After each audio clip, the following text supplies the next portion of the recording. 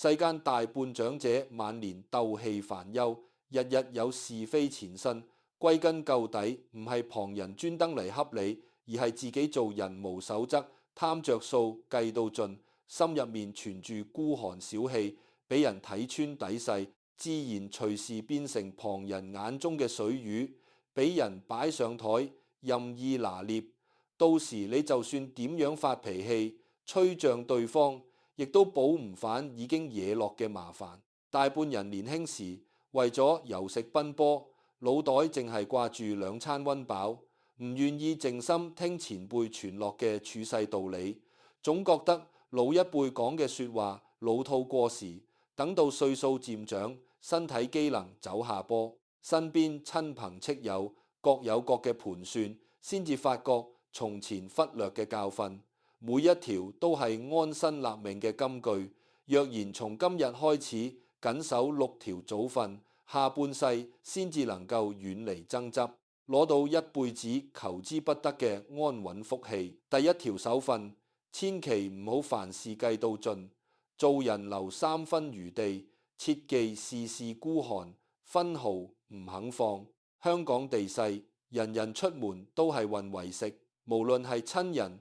鄰居定係相交多年嘅老友，相處之間總有金錢人情往來。好多長者活到大半世，依舊改唔到孤寒本性。同朋友出街食飯，永遠唔主動埋單，次次等旁人買單之後，仲要暗中計算自己食咗幾多，飲咗幾多，轉頭仲周圍同人講對方請客，只係做表面功夫，唔係真心待人。遇見親戚，開口借少少錢周轉，明明手頭有閒錢，仲要推三推四，講盡借口推搪，心底入面驚人，借咗唔肯還，一分一毫都唔願意鬆手，寧願俾親戚難堪，都唔肯行一步人情。仲有一類長者更加極端，無論買蟻、搭車、買日用品，都要同商家磨價磨到天昏地暗，為咗幾蚊雞同店員鬥嘴嗌交，一心想獨吞所有着數，覺得凡事計算到最盡先至係精明。實情呢種心態最容易招是非。老一輩常講，水魚先至會俾人踩，而凡事計到盡嘅人，遲早會變成身邊所有人嘅水魚。你事事孤寒，唔肯讓步，旁人同你相處時會時刻提防，唔會同你講真心說話，有好處嘅機會永遠唔會諗起你。一旦有麻煩事，需要有人出頭擔當，所有人第一時間將責任推落你身上，到時你有理講唔清，就算幾咁氣憤，都只可以吹脹，冇任何人會企出來撐你。古時儒道兩家都教導世人，財利係身外物，做人留餘地，唔係蝕底，而係積福。譬如老友相約飲茶，唔好次次等人埋單，間中自己主動結賬，唔需要講太多，客套唔該，一舉一動旁人自然記在心。親戚遇見難處，若然金錢負擔唔重，適當出手幫襯，唔好將借貸嘅數目掛在口邊，日日提醒。人情唔係做生意，唔能夠每筆都計算利息。買貨消費唔好為區區零頭同商家撕破臉，幾蚊嘅着數唔爭，換來日日心平氣和，唔使動氣傷身。第2條守訓，遠離搬弄是非嘅閒人，唔好隨意聽人講閒話，更加唔好將聽返來嘅是非轉傳出去。街頭巷尾永遠有一班得閒無事做嘅長者，日日聚在公園、茶餐廳，專門打探街坊親戚嘅私隱，一邊講人壞說話，一邊裝出關心模樣。呢類人最中意遇單純長者做傾訴對象，講幾句似是而非嘅閒話，引導你一齊評論他人是非，背後目的就係將你當成水魚，利用你嘅口將矛盾擴大。等到兩邊人鬧翻，佢就置身事外睇好戲，剩低你夾在中間，兩頭唔討好，俾雙方同時怨恨，隨時惹來無窮麻煩。好多長者退休之後時間太多，生活空虛，見到人同自己傾偈就覺得難得，唔懂得分辨人心。旁人講半句閒話就深信不疑，轉頭又將呢啲未經證實嘅說話講俾第二個人聽。本來只係少少誤會，經過幾道口傳播，即刻變成無法調和嘅大爭執。第三條手訓，唔好倚老賣老，將自己當成老鳳，對後輩晚輩多份體諒，切忌動不動擺長輩架子苛責人。好多長者年紀一大就覺得自己資歷深厚，吃鹽多過後輩食米，理所應當。所有人都要遷就自己，將長輩身份當成老鳳，無論屋企仔女、新抱女婿，定係隔離年輕街坊、鋪頭後生伙計，稍有半點唔順自己心意，即刻黑面鬧人，出言重手恰晚輩，覺得年輕人唔夠資格同自己頂嘴，必須事事順從自己心意先算孝順有禮。但時局唔同從前。而家年輕人人食壓力極大，每日返工捱到金睛火眼，返屋企仲要應付各種生活開支、仔女學業，心入面本來積滿壓力，面對長輩無理取鬧，動不動擺架子責備，縱使一開始忍讓，時間一長積攢怨氣，遲早會同長輩撕破臉，屋企從此永無寧日。譬如好多長者湊孫史，見新抱教仔方法同自己唔一樣，唔好好聲溝通，即刻當住仔女大聲指責，話對方唔識教仔，唔孝順長輩。本來只係育兒觀念差異，最後演變成婆媳長期不和，仔夾在中間左右為難，成個家充滿火藥味。長者每日見面都要鬥氣，福氣盡失。出街消費遇見後生店員動作慢少少，即刻大聲鬧人，話後生唔識做嘢，態度差。店員心有不忿，暗地入面設小局恰你，買貨時暗中縮水，計錯價錢，將你當成無理取鬧嘅水魚。你就算投訴都難以講清道理，只會白白動氣傷身。老一輩流傳落來嘅道理，長者之貴唔在年歲，而在德行。真正有福氣嘅老人家，從來唔會拿年齡做老鳳，壓迫晚輩。第四條手訓，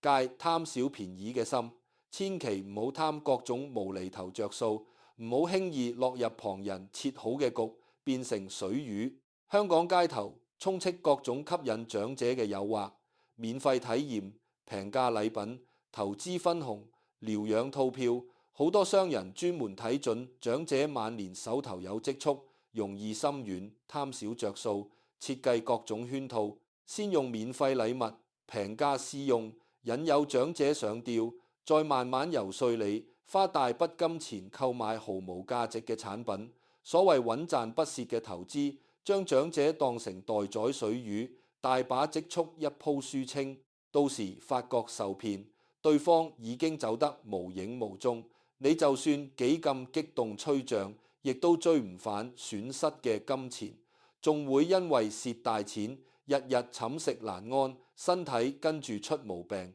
好多長者會辯解自己唔孤寒，唔計較細微利益，但偏偏抵擋唔住免費超平價嘅誘惑，心入面潛藏貪着數嘅弱點，覺得有便宜唔執係蝕底，明知對方銷售手法有古怪，仲要主動湊上去，最後自投羅網俾人恰。仲有一類身邊熟人，假借親戚老友名義，同你分享所謂穩賺生意，講盡好聽說話，引你落注，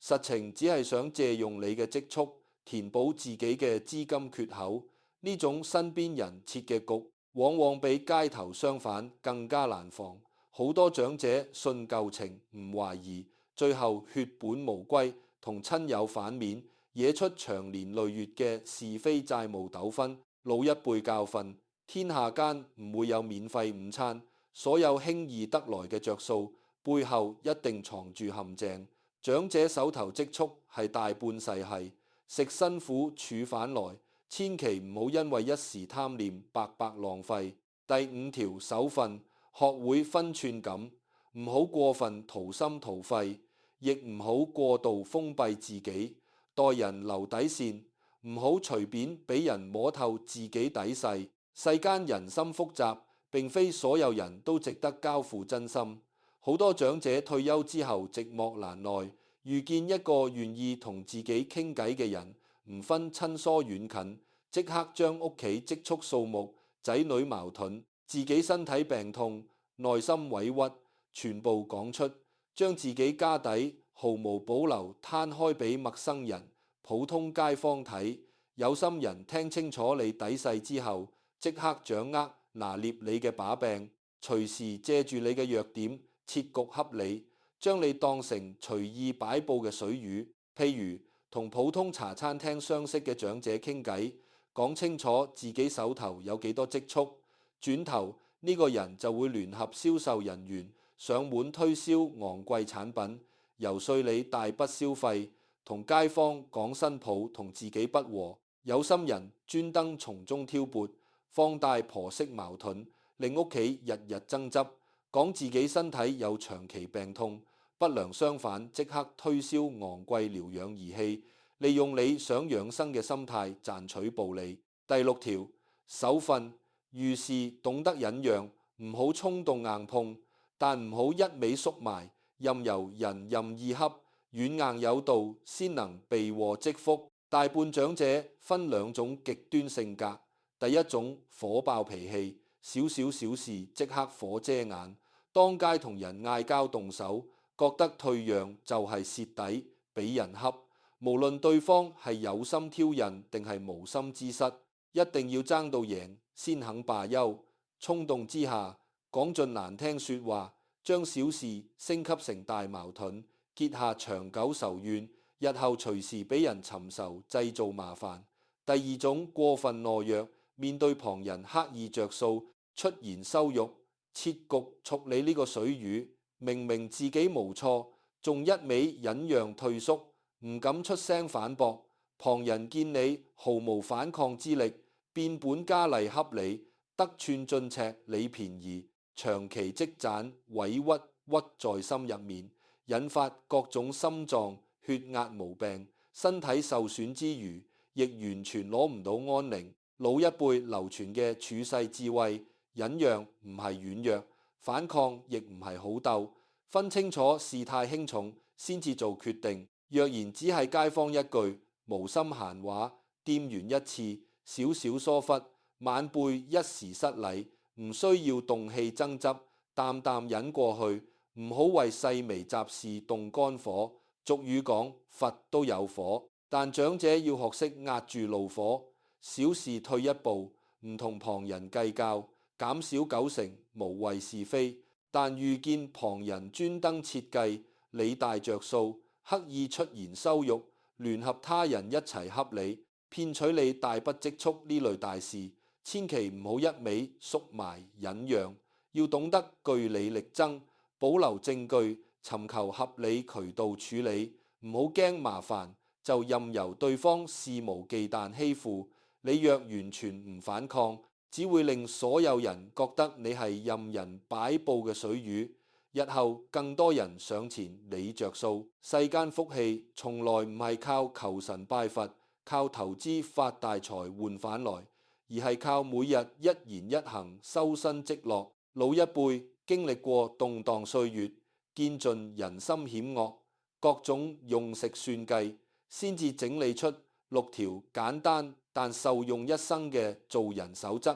唔係老套拘束，而係俾後世長者避開陷阱、遠離是非嘅護身符。千祈唔好覺得呢啲道理多餘，待到日日有爭執，隨時俾人當水魚欺負，屋企永無寧日之時，先至後悔從前，唔肯聽從祖訓。到時就算幾咁懊悔，幾咁吹脹旁人，亦都無法改變已經積落嘅是非恩怨。從今日開始，將6條守則記在心入面，待人處事時時刻刻提醒自己，收埋孤寒計較之心，管住搬弄是非之口，放下倚老賣老架子，戒戒除貪圖小着數嘅念頭，守住待人相處底線，拿捏與事忍讓與堅持嘅分寸，慢慢改變自身習氣，不出幾多時日就會察覺身邊麻煩事大幅減少，親朋對自己態度越發溫和，無人再隨意設局恰你，下半世遠離紛爭，日日擁有清閒安穩，福氣綿延不斷。好多長者會拗，話自己做人一向老實，從冇全心去恰人，點解仲係成日惹是非，成日俾人擺上台做水魚？歸根到底就係唔明白，安身守道唔單止唔去害人，仲要識得自保，識得收斂自己一身習氣，唔好俾心底入面細微嘅執念變成旁人拿捏你嘅突破口。有啲老人家唔貪大錢，唔計大利益，但細微處依舊改唔到孤寒本性。出街同老友圍埋飲茶，永遠等其他人埋單，偶爾自己結一次賬，成半個月掛在口邊，周圍講話自己幾大方幾肯捨得，轉頭見人買咗平價靚貨，又暗中計算人哋執到幾多着數，心底妒忌滲出來，講幾句酸溜溜說話，聽嘅人表面唔出聲，心底已經將你睇得通透，以後有好處自然唔會諗起你，遇見麻煩事亦唔會幫你出頭，甚至有啲有心人專登利用你呢種細小執念，隨便講幾句吹捧說話哄你開心，跟住就引你落圈套，話有平價貨穩賺小生意，你一時飄飄然，唔記得前輩教落嘅戒貪戒計較，最後又一次變成任人夾嘅水魚，蝕咗錢仲唔敢同人訴苦，只可以獨自返屋企生悶氣，血壓飆升，夜晚瞓唔着，白白折損自己福壽。戒除貪小便宜呢一關，更加係長者晚年守財避禍最關鍵一環。好多商販同詐騙團伙專門轉長者呢個軟弱點，每日公園屋邨大堂擺攤，派免費雞蛋、靚毛巾、細罐營養品，細細一件禮物，唔值幾多錢，但足以勾起人哋貪着數嘅心。好多老人家見有免費嘢執，唔顧旁人勸阻，主動圍上去聽推銷，銷售人員嘴甜舌滑，一口一個伯爺阿婆，不斷吹捧你身體保養得好，跟住就游說你購買昂貴保健產品，所謂特效儀器，話用咗可以醫百病、延年益壽，仲會講埋短期優惠、限時折扣，話而家唔買就執唔到呢個着數。好多長者一時心動，唔記得老一輩教落天下無免費午餐，一筆筆掏出大半世台食儲落嘅積蓄，到後來發覺產品毫無效用，想退貨就找不到人，就算到鋪頭，對方亦推三推四，種種借口唔肯退款，你投訴無門，只可以獨自承受損失，日日因為蝕大錢耿耿於懷。瞓唔好，食唔落，本來安穩晚年變得滿心煩憂。就算係身邊相識嘅親友介紹嘅投資夾錢生意，都唔可以輕易信晒。好多時對方只係自身周轉不靈，想借你積蓄填坑，講盡穩賺不蝕嘅大話，將你當成解決財務難關嘅水魚。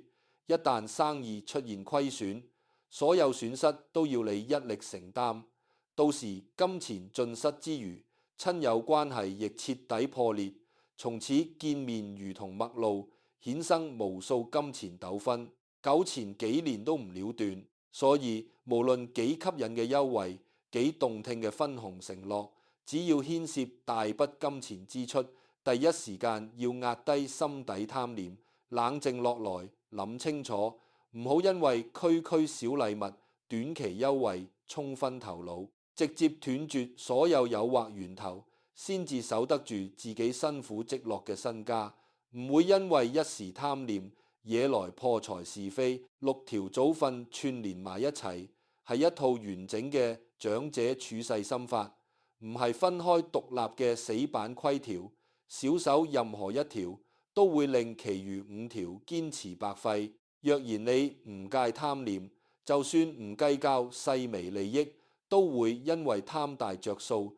招來破財是非。若然你管住金錢計較，卻管唔住自己把口亂傳閒話，依舊會捲入旁人爭執。若然待人懂得留底線，但成日擺長輩老、奉架子、苛責晚輩，屋企永遠無法和睦。遇事識得分軟硬，但心底依舊孤寒計到盡，身邊人始終唔願意真心待你。人步入老年，人生下半場所求，從唔係大富大貴、權勢名聲，只係日日無是非、無驚慌，三餐溫飽，身心安寧，仔女孝順，老友相伴。呢份看似簡單嘅平靜，卻需要日日修身自律，先可以換返來。好多人要等到損失大筆金錢，屋企長年爭吵，身邊人人疏遠，成日俾人刻意恰，先至醒悟從前做人種種執念同陋習，攞走自己所有福氣。到時縱使後悔莫及，亦難以修補已經結落嘅恩怨、損失嘅積蓄、疏遠嘅人緣。與其晚年日日活在煩憂懊悔之中，不如由今日開始徹底改變自身習氣，收埋孤寒計較之心，管住多嘴惹禍之口，放下倚老賣老、長輩架子，斬斷貪圖無根着數嘅念頭，守住待人相交底線，拿捏遇事忍讓與堅持嘅分寸。